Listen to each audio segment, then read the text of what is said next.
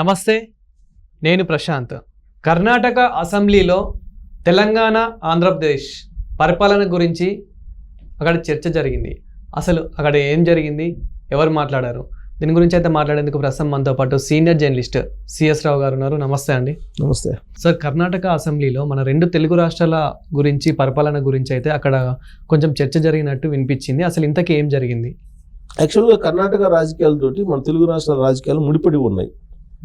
గత ఎన్నికల్లో మనం చూస్తే కనుక ఎన్నికలకు ముందు, తెలంగాణ అసెంబ్లీ ఎన్నికలకు ముందు మొత్తం కర్ణాటక నుంచి నడిచింది రాజకీయం. కాంగ్రెస్ పార్టీ రాజకీయం మొత్తం అక్కడి నుంచే నడిచింది. ఓకే. బీజేపీ రాజకీయం కూడా అక్కడి నుంచే నడిచింది దాదాపుగా. ఇక ఆంధ్రప్రదేశ్ అని అంటే కనుక సరిహద్దుల్లో ఉన్నటువంటి రాష్ట్రం కాబట్టి ఎంతో కొంత దాని మీద పరోక్షంగానో ప్రత్యక్షంగానో ప్రభావం ఉంటుంది. అందుకే కర్ణాటక ఎలక్షన్ అప్పుడు ఇక్కడి నుంచి లీడర్లను తీసుకెళ్ళి ప్రచారం చేయించుకున్నారు. అలాగే ఇక్కడ జరుగుతున్నప్పుడు అక్కడి నుంచి వచ్చినటువంటి లీడర్లు కూడా ఉన్నారు ప్రచారం చేయడానికి. సో ఇప్పుడు తాజాగా ఏంటంటే కర్ణాటక అసెంబ్లీలో ఈ రెండు రాష్ట్రాల్లో జరుగుతున్న పరిపాలన గురించి ఒక చర్చ వచ్చింది. ఓకే. ఏంటి అది అని అంటే, హామీలు ఇచ్చారు ప్రభుత్వాలు, హామీలని అమలు చేస్తున్నాయా లేవా. ప్రత్యేకించి బీజేపీకి సంబంధించిన ఎమ్మెల్యే తెలంగాణలో కాంగ్రెస్ పార్టీ ప్రభుత్వం ఉచిత హామీలు ఇచ్చింది, అది అమలు చేయట్లేదు అనేటువంటి అంశాన్ని లేవనెత్తారు. ఓకే. ఇమీడియట్ గా అక్కడ ఉండేటువంటి కాంగ్రెస్ పార్టీ ప్రభుత్వం కదా, మరి ఆంధ్రప్రదేశ్ లో ఎన్డీఏ ప్రభుత్వం ఉంది కదా, మరి అక్కడ అమలు చేస్తున్నారా అనేటువంటి ప్రస్తావన వచ్చింది. సో దీంతో ఈ రెండు రాష్ట్రాల్లో పరిపాలన, ఉచిత పథకాలు అనే దాని మీద కర్ణాటక అసెంబ్లీలో చర్చ జరిగింది. దీనికి చివరికి ఎండ్ కార్డు ఎవరు వేశారంటే అక్కడ డిప్యూటీ సీఎం డికే శివకుమార్ గారు వేశారు మధ్య మార్గంగా. కారణం ఏంటంటే ఇప్పుడు కాంగ్రెస్ పార్టీ ప్రభుత్వం కర్ణాటకలో కాంగ్రెస్ పార్టీ ప్రభుత్వం ఉంది, ఇక్కడ తెలంగాణలో కాంగ్రెస్ పార్టీ ప్రభుత్వం ఉంది. ఇప్పుడు కర్ణాటక యొక్క ప్రభావం తెలంగాణ మీద, తెలంగాణ ప్రభావం కర్ణాటక మీద ఉంటుంది ఖచ్చితంగా. ఈవెన్ ఢిల్లీ మీద కూడా ఉంది. ఎందుకంటే ఈ మధ్యకాలంలో జరిగిన ఢిల్లీ ఎన్నికల్లో లేదా మహారాష్ట్ర ఎన్నికల్లో వీళ్ళు పోయి ప్రచారం చేసింది ఏంది, కాంగ్రెస్ వాళ్ళు ఇచ్చిన ఉచిత పథకాలు మీరు నమ్మొద్దు. ఇప్పుడు కర్ణాటకలో కానీ లేదా తెలంగాణలో కానీ కాంగ్రెస్ పార్టీకి అధికారం వచ్చింది, వాళ్ళు ఇచ్చిన హామీలు అమలు చేయట్లేదు, మోసం చేశారు వాళ్ళు. కాబట్టి మీరు ఇచ్చినటువంటి హామీ, వీళ్ళు కాంగ్రెస్ పార్టీ వాళ్ళు ఇచ్చినటువంటి హామీలు నమ్మొద్దు అని చెప్పేసి మహారాష్ట్రలో కానీ ఢిల్లీలో కానీ ఇక్కడంతా ప్రచారం చేశారు బీజేపీ వాళ్ళు. ఈ రెండు రాష్ట్రాలను మోడల్గా చూపిస్తూ ఇక్కడ ఏంది 6 హామీలు చూపాడు ఎవరు, రేవంత్ రెడ్డి గారు.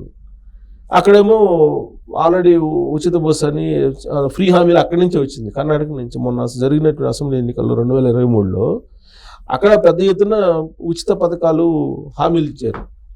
సో దాంతో అక్కడ కాంగ్రెస్ గెలిచింది, ఇక్కడ ఉచిత పథకాలుగా గెలిచింది. ఈ విషయాన్ని కేటీఆర్ గారు పదే చెప్తున్నాడు, హామీలు అయితే ఇచ్చాడు అమలు చేయట్లేదు అనేది. అవును. సో దీన్నే అక్కడ ప్రచారం చేశారు, ఎక్కడ మిగతా రాష్ట్రాల్లో. కాంగ్రెస్ పార్టీని నమ్మకూడదు, కాంగ్రెస్ పార్టీ ఇచ్చిన హామీలు నమ్మకూడదు అని. ఇప్పుడు కర్ణాటక అసెంబ్లీలో కూడా బీజేపీ వాళ్ళు ఏంటి, కర్ణాటకలో ఉండే కాంగ్రెస్ పార్టీ ప్రభుత్వం కాబట్టి ఆ ప్రభుత్వాన్ని కార్నర్ చేయడానికి మీరు ఉచిత పథకాలు అని చెప్తారు, మీరేమో అమలు చేయరు. అక్కడ తెలంగాణలో అదే చేస్తారు, మీరు ఇదే ఇక్కడ కూడా ఇదే చేస్తున్నారు. అసలు ఉచిత పథకాలని పెట్టారు, బస్సు, ఆర్టీసీ బస్సు. ఉచిత పథకాల అమలు విషయంలో, మహిళలకు ఉచిత ప్రయాణం అనే విషయంలో మీ పార్టీలోనే ఏకాభిప్రాయం లేదు కదా అని చెప్పి అక్కడ ఉన్నటువంటి బీజేపీ ఎమ్మెల్యే క్వశ్చన్ చేశారు ప్రభుత్వాన్ని.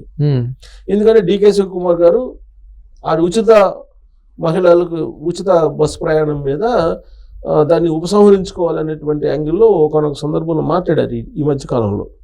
దానికి కారణం ఏంటంటే ఈ మహిళలకు ఉచిత బస్సు ప్రయాణం ఇచ్చినందువల్ల ప్రభుత్వం మీద భారం పడుతుంది, ప్లస్ అక్కడ కొన్ని సాంకేతికపరమైన ఇబ్బందులు కూడా అక్కడ ఉండేటువంటి ఆర్టీసీని దెబ్బతీస్తుంది. కాబట్టి దాన్ని రీవర్క్ చేయటమా లేదంటే కొన్ని కండిషన్స్ పెట్టడమా అనేది ఆలోచించాలి అనేటువంటి యాంగిల్లో ఆయన అభిప్రాయపడ్డారు. దాంతో కాంగ్రెస్ పార్టీ ఇచ్చిన హామీని తప్పుతుందని చెప్పి బాగా ప్రచారం దేశవ్యాప్తంగా చేశారు. ఒక చోట కాదు, దేశవ్యాప్తంగా చేశారు, ఇచ్చిన హామీలు తప్పుతుందని చెప్పి. ఇప్పుడు ఇక్కడ కూడా ఆర్టీసీకి సంబంధించి ఉచిత ప్రయాణం మహిళలకు కల్పిస్తూ ఉన్నారు. సో అక్కడ ప్రభుత్వాన్ని కారణం చేయడానికి బీజేపీ వాళ్ళు ప్రయత్నం చేశారు. అక్కడ ఉన్నటువంటి కాంగ్రెస్ సభ్యులు ఏం చేశారు, మరి మమ్మల్ని అంటున్నారు బాగానే ఉంది, తెలంగాణలో ఉండే ప్రభుత్వం గురించి అంటున్నారు ఉచిత హామీలు అమలు చేయలేదని, మరి మీరు చేస్తుంది ఏంది ఆంధ్రప్రదేశ్లో? మీరు ఆంధ్రప్రదేశ్ ప్రభుత్వంలో మీరు భాగస్వామ్యంగా ఉన్నారు కదా బీజేపీ వాళ్ళు, బీజేపీ, జనసేన, తెలుగుదేశం పార్టీ కలిసి కదా కూటమి ఉంది, మరి మీ ప్రభుత్వం అమలు చేస్తుందా? మీ ప్రభుత్వం అమలు చేయట్లేదు కదా అనేటువంటి డిబేట్కి వెళ్ళిపోయారు.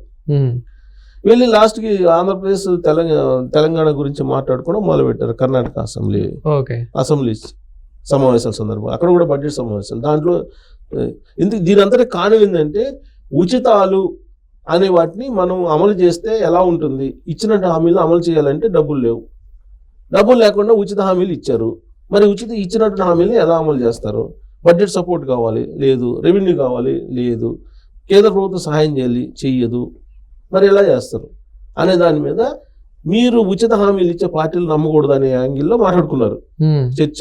ఇప్పుడు బయట కూడా చర్చ అదే కదా, ఉచిత హామీలు ఎవరైతే ఇస్తున్నారో వాళ్ళు అసలు దాన్ని ఎలా ఇంప్లిమెంట్ చేస్తారు అనేది సైంటిఫిక్గా చెప్పాలి. చెప్పరు, రూపాయికి సెల్ ఫోన్ అంటారు, కింద స్టార్ మార్కు కండిషన్స్ పెడతారు మామూలుగా ప్రకటించేటప్పుడు. అలాగా ఇప్పుడు రాజకీయ పార్టీలకు సంబంధించినటువంటి లీడర్లు కూడా ఎన్నికల సందర్భంగా అనేక హామీలు ఇస్తూ ఉంటారు. అవి ఎవరికి అనేది ఎవరు చెప్పరు. మహిళలకు ఉచిత ప్రయాణం ఆర్టీసీ బస్సుల్లో అంటారు, ఎవరికి? వైట్ రేషన్ కార్డు ఉన్న వాళ్ళకా, ఆధార్ కార్డు ఉన్న వాళ్ళకా, లేకపోతే ఎవరికి? స్థానికేతరులకా, లేదంటే జిల్లా లిమిట్స్లోనా, లేదంటే రాష్ట్రం మొత్తమా, ఏ బస్సుల్లో, ఇవన్నీ ఉంటాయి కదా కండిషన్స్. అవన్నీ ఏం చెప్పరు, మహిళలకు ఉచిత బస్సు ప్రయాణం అంటారు, అంతే, వెరీ సింపుల్. ఆ తర్వాత అధికారంలోకి వచ్చిన తర్వాత దానికి మళ్ళీ ఫ్రేమ్ చేస్తారు, స్క్రూటీ చేసుకోవడం తగ్గించడానికి. అలాగే ఉచిత సిలిండర్లు అని అంటారు, ఎవరికి ఉచిత సిలిండర్లు? పేదలకా, అందరికా?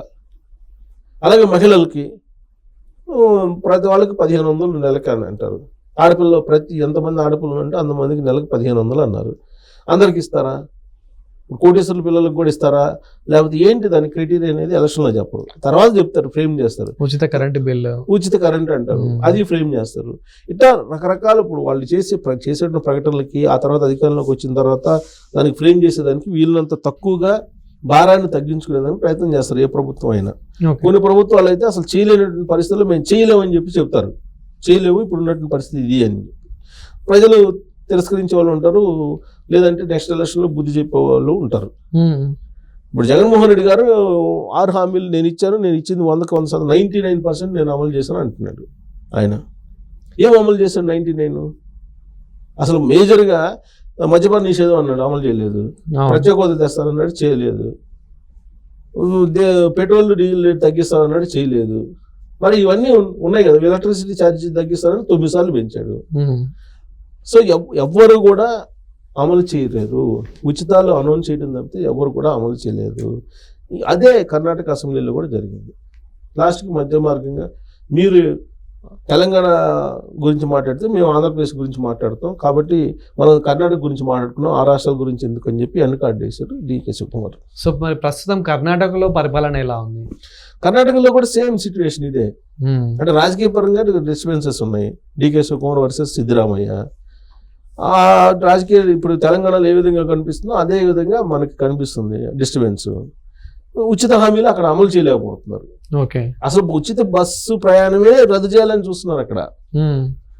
దానికి కారణం ఏంటంటే రెవెన్యూ బాగలేదు కదా, ప్రజలకు చెప్దాము, రన్ చేయలేనప్పుడు ప్రభుత్వం రన్ చేయలేనప్పుడు ప్రభుత్వాన్ని ప్రజలకు తెలియజెప్పకపోతే ఈ విధంగా రన్ చేయడం అనేది కష్టం కదా అనే ఒపీనియన్తో వాళ్ళు ఉన్నారు. ఫైనల్గా ఏంటంటే ఉచితాలు అనేది తీసేయాలి, మంచిది కాదు అనే ఒపీనియన్కి వస్తున్నారు. ప్రజలను కూడా తీసుకొచ్చే ప్రయత్నం చేస్తున్నారు. అది ఆ కర్ణాటక అసెంబ్లీలో జరిగినటువంటి చర్చ. Thank you sir. Thank you.